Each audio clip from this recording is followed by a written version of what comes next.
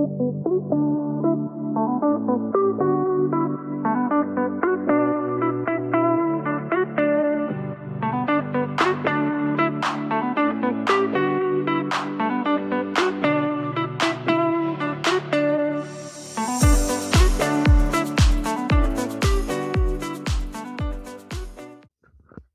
friends. We are back finally with a new episode of Turn the Page podcast. I am your host, Paige, and I am here to just kind of give you the lowdown on the craziness that has been my life the last month. I had all intentions of taking off the week of Christmas and the week of New Year's to just be present with my family and my kids and to get some things done and accomplished around the house. And that did not happen. I've been away from the podcast for about a month. And if I'm being completely honest, I've had so much resistance around sitting down in this chair and putting this microphone in my hand. Not because I didn't want to share, not because I didn't have anything to share, but I think it's just because I needed time. I needed time to regroup and kind of just allow myself to rejuvenate after what a whirlwind December was. And I had talked about in a previous episode that like I needed to check myself before I wrecked myself. And guess what, guys?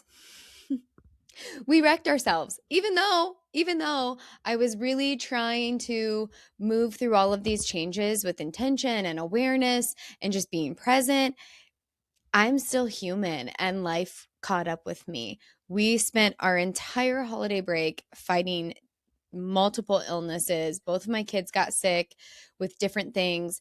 I ended up with both of them. And it just stopped me in my tracks. It absolutely stopped me in my tracks. Luckily, we were still able to enjoy Christmas, and the girls had, we all just had like a wonderful day together as a family. It's my favorite day of the year. We're all just here, the girls and their dads and me, and we're just here at my house enjoying each other's time and presence and energy. And so, despite the fact that we spent weeks being sick and me just feeling like I was fighting for my life trying to survive, I kind of kickstarted the new year late. None of the things that I wanted to get accomplished while I was off work got accomplished.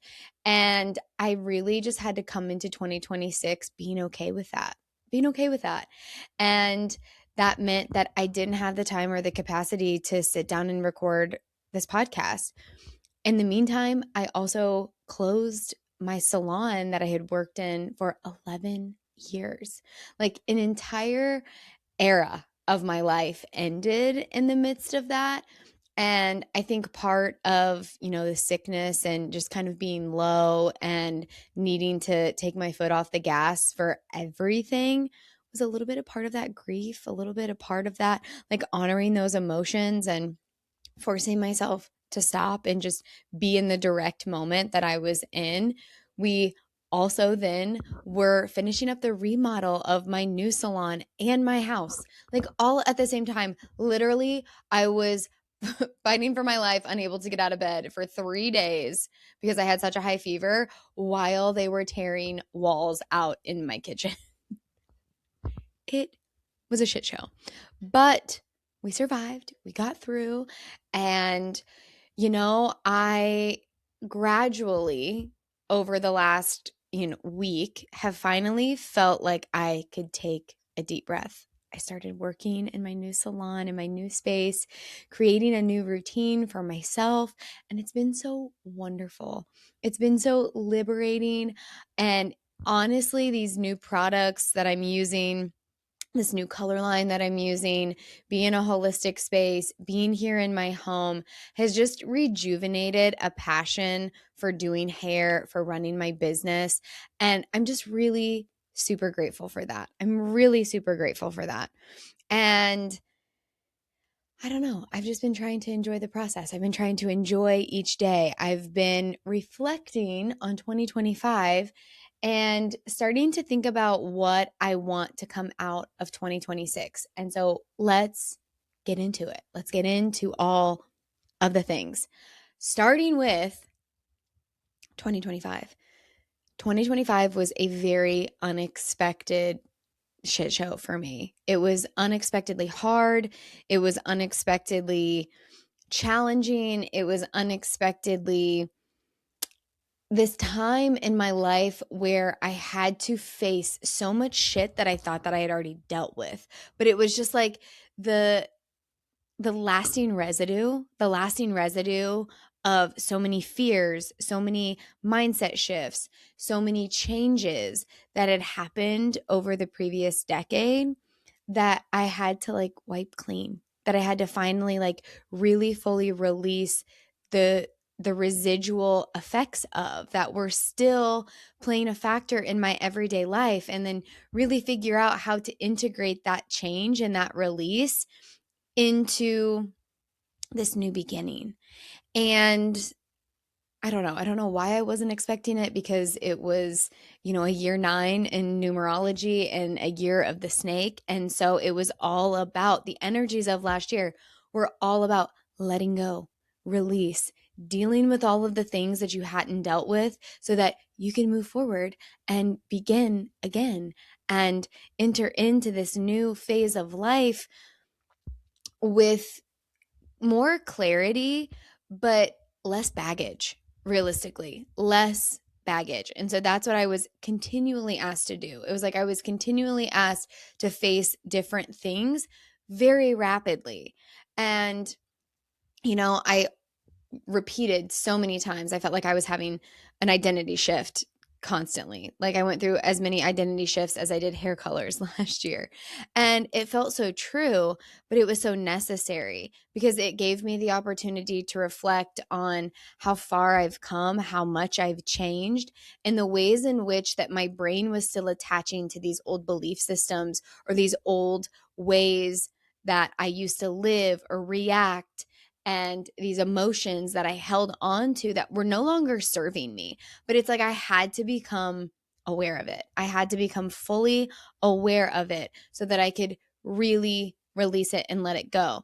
I find myself still doing it in little teeny tiny ways, but like this last year, it was in big, huge, massive ways. And I found myself continuously being drawn to like different detoxes and ways that I could like cleanse my physical body.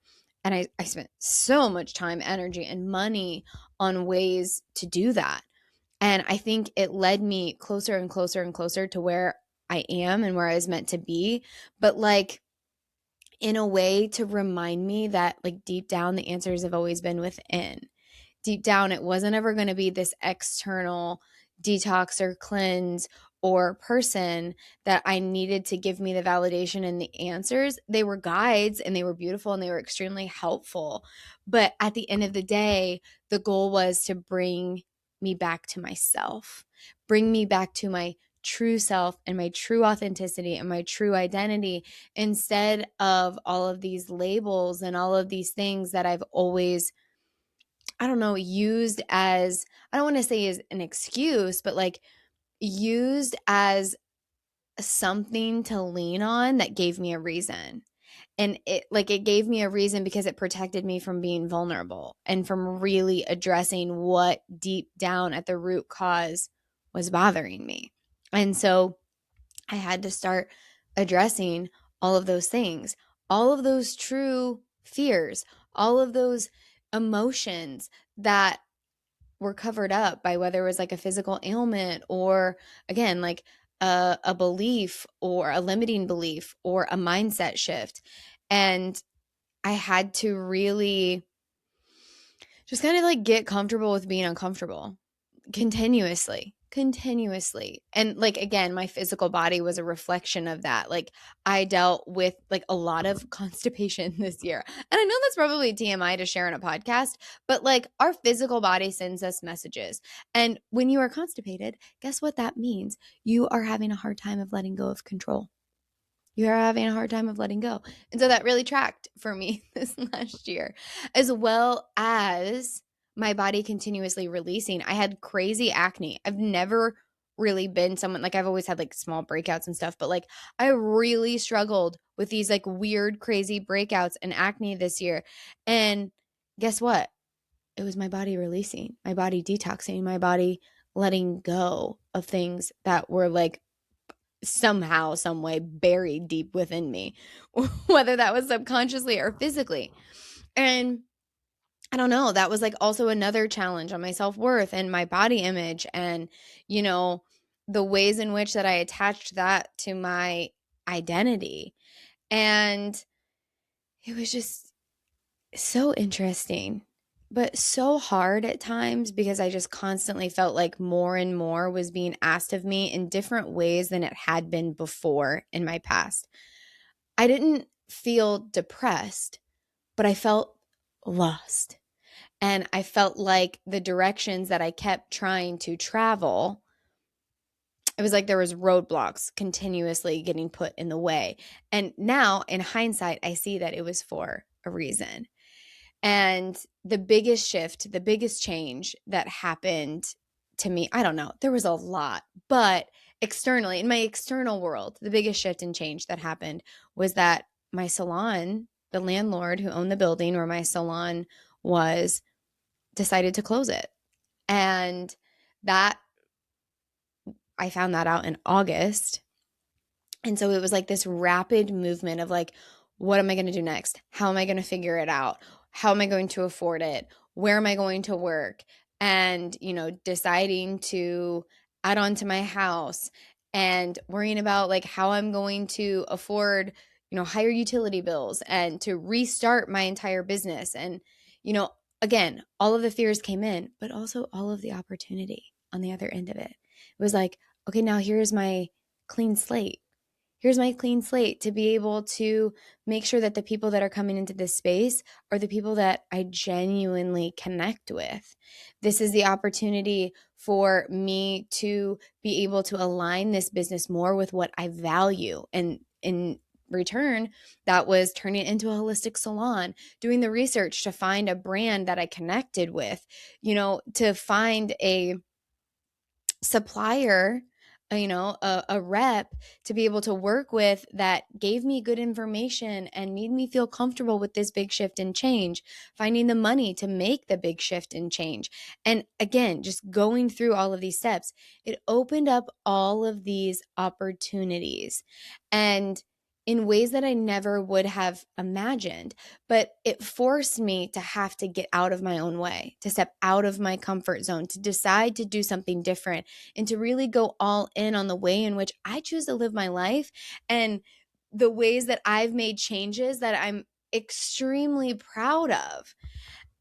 And so, I don't know, needless to say, with all of that, it just like it brought up all of these emotions. It was like I finally had to start looking at myself and my business and my career as like, okay, I'm going to start treating myself as a professional and not an amateur.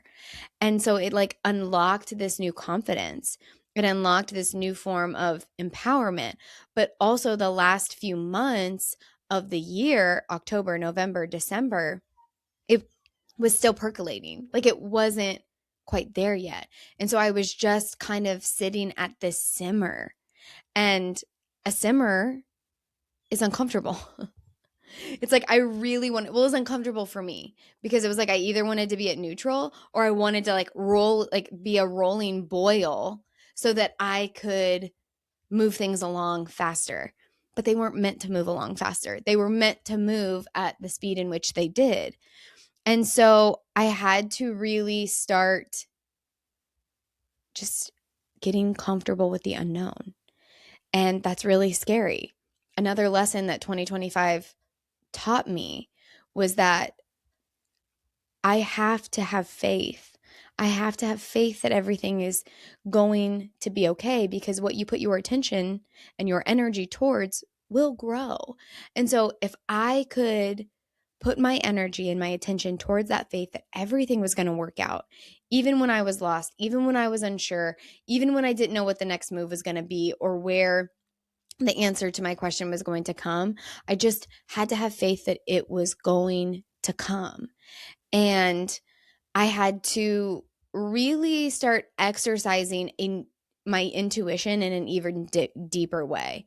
And I had to really lean into like my abilities to channel, my abilities to cleanse my energy, my abilities to be able to get in tune and in touch with God so that I can be a vessel. But I used to be this vessel that used to give so much of my power away, that used to give so much of my energy away. So at the same time, I was also learning how to reserve that energy for myself, reserve that energy for my ability to learn, my ability to be able to create and be prepared for this new beginning, my ability to be able to navigate these changes and still feel like I had some semblance of groundedness in my life. And that's challenging and that's hard. And I think that, I'm sharing all of this because I think so many of us can relate to it, but like maybe in different phases of our life. Maybe it's you became a mom this year in 2025. Maybe you decided that you wanted to be a mom this year. Maybe you were going through a similar shift in your career. Maybe it was in your relationship or your marriage. Maybe it was with your kids. Maybe it was financially. I don't know. I'm unsure. Obviously, this can be unique for each and every one of us, but it's just such a testament to how when we reflect on the things that we are learning every single year, every single day, we can find the lessons. I say this all of the time. I don't believe everything happens for a reason, but I believe that you can find reason in everything that happens. And so, even though it was uncomfortable, even though it was unexpected and asked a lot of me, like I learned so much, even though I didn't find myself having a whole lot of forward momentum. There was a lot of stagnancy in this year for me, but it was necessary stagnancy. It was stagnancy so that I could release, so that I could let go, not necessarily because I was meant to, you know, jump head first and like everything was supposed to fall into place right away. Like the long game was where I was meant to be. And so going back to the fact that like I had to really start conserving a lot of my energy for myself, I really had to like pull back socially. Like I had to pull back from the roles that I've played in so many relationships.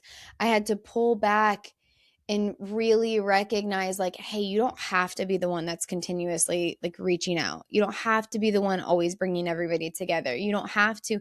You can still love people and have relationships with your friends and your family and your kids, but you don't have to try so hard.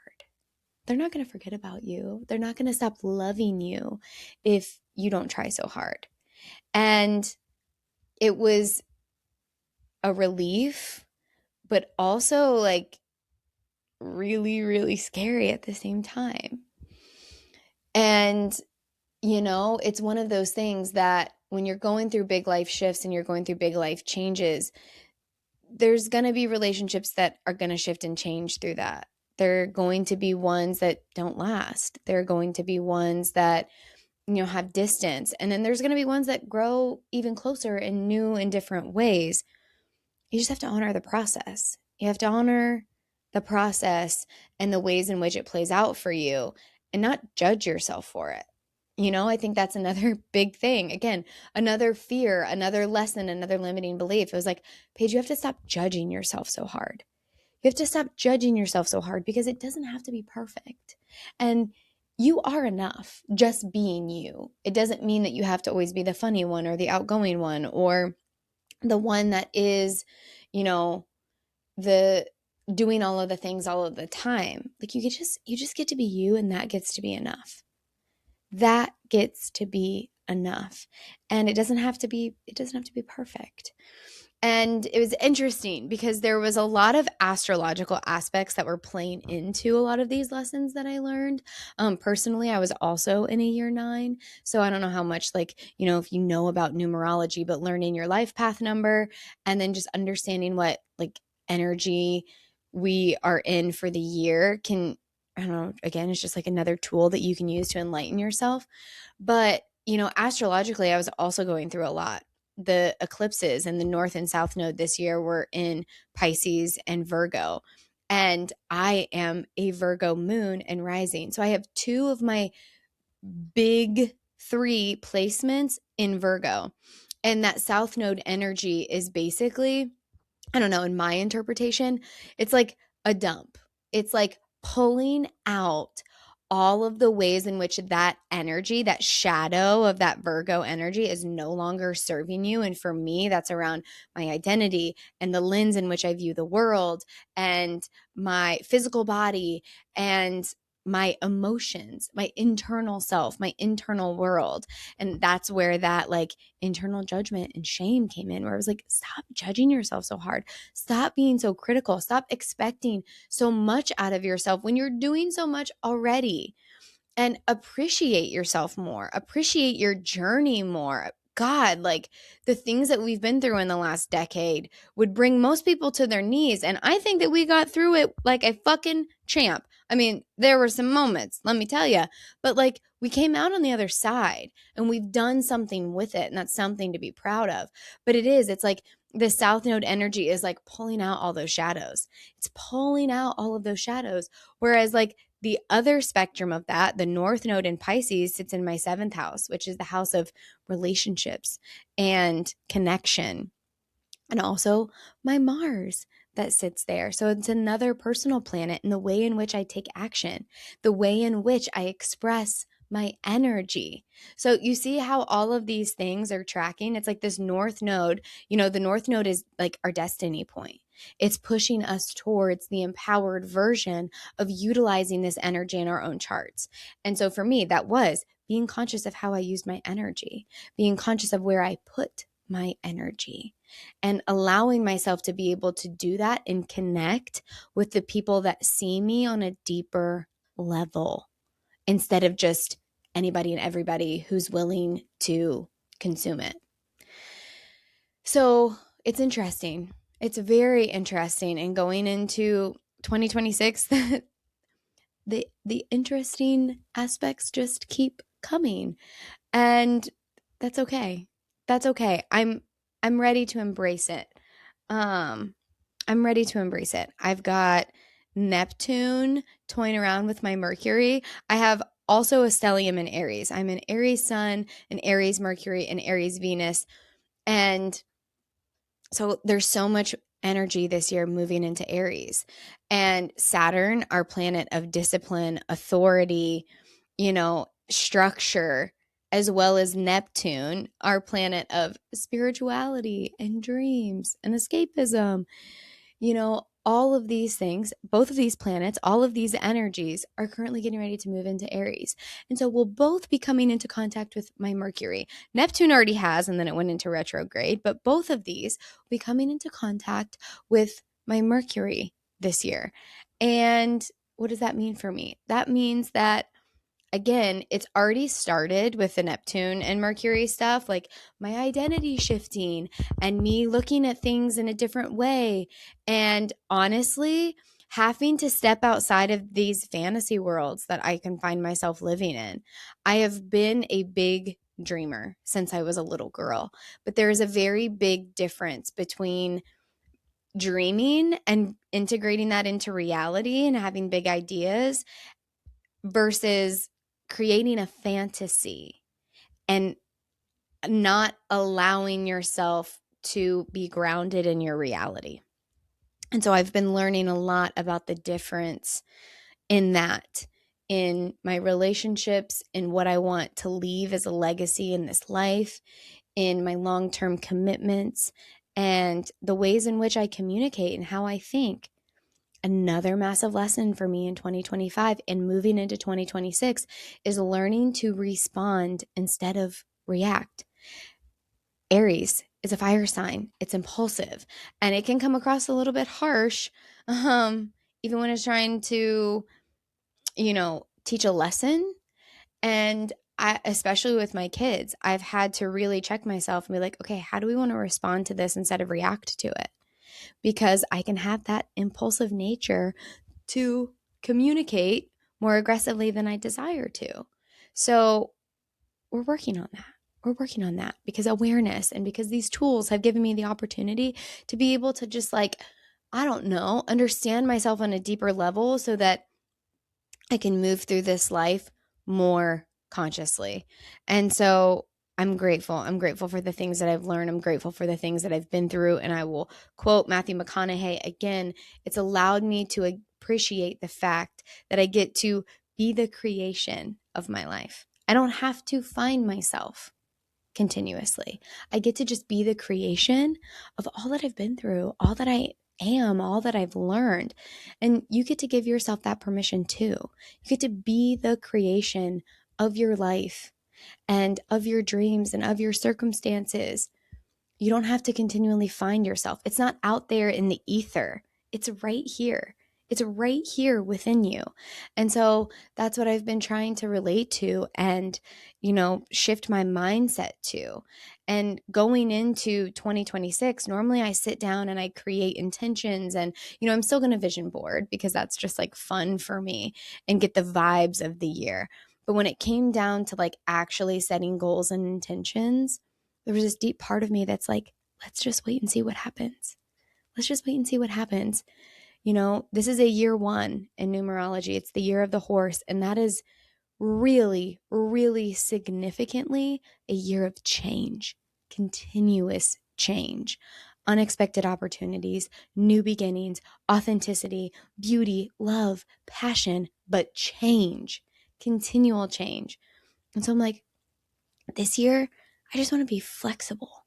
I just want to be flexible and be able to adapt and respond to life in a way that feels aligned and connected to my highest divine good so that I can continue to become more and more abundant financially and joyfully and in love and in life and embrace all that it has to offer instead of constantly thinking that I know what it is that I need to do and what it is that I want to create and just kind of allow it to happen, allow it to fall into place, allow it to be able to become the creation itself instead of me chasing it down and finding it. So the only thing that I really did for intention setting for 2026 is just to set that standard, and to embrace trusting life, trusting that it's leading me to where I am meant to go. And so if you find yourself kind of at a crossroads, you find yourself at a new beginning, you find yourself, at this new year, not really sure, but still excited, embrace that. Embrace that. You don't have to set a new year intention. You don't have to set a new year intention for this year to become everything that is meant to. You can just set the standard for what it is that you want this year to bring in. I want this year to bring in opportunities that align me with my highest divine good. I want this year to bring in abundance and joy and love and money and just lead me even closer to where it is that I'm meant to be here in this moment and be grounded in it. So, yeah, allow yourself to open up to life. Allow yourself to be able to connect further with it, and deeper with yourself. So, I hope that you found something in this little reflection that you connect to. And I hope that you come and follow me over on Facebook, Instagram, and TikTok at Turn the Page Podcast.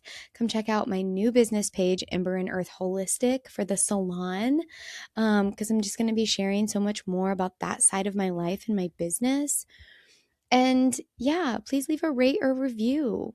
Let me know what you think of these episodes. Let me know what you think of or how you relate to the things that I'm sharing on here, because I love this podcast. I love this platform, and I love being able to be here and be vulnerable and be honest with you guys that are listening. So thank you. I love you, and I deeply, deeply appreciate you. Until next week, bye-bye.